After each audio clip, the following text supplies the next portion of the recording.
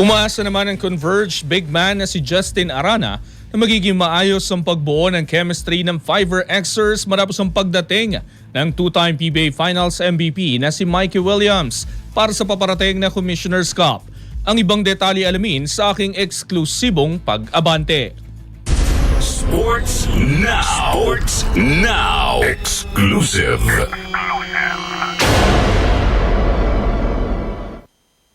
Umaasa si Justin Arana na magiging maayos ang pagbuo ng chemistry ng Converge Fiverr Xers matapos ang pagdating ng two-time PBA Finals MVP na si Mikey Williams. Ayon sa big man ng Fiverr Xers, natural lamang ang pressure sa pagbuo ng isang mas malakas na lineup. Ngunit nasa kupunan na kung paano nila i-handle ang sitwasyon sa tulong ng coaching staff at management.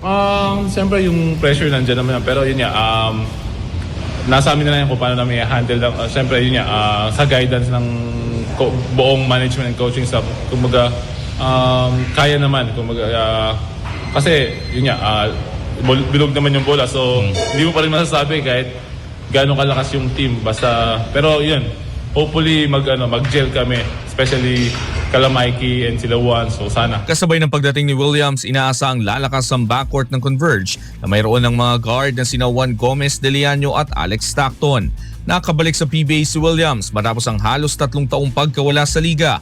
Uli siyang naglaro noong 2023 Governor's Cup kung saan tinulungan niya ang TNT na makamit ang kampyonato at nakuha ang ikalawa niyang Finals MVP.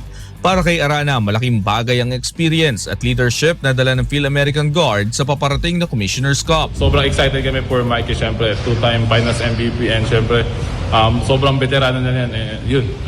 Excited kami for this conference. Sa pagdating ni Williams, umaasa ang Converge na mas lalong titibay ang kanilang lineup habang naghahanda para sa susunod na PBA Conference. Ako si Sus Valdez, Abante Sports, nauna.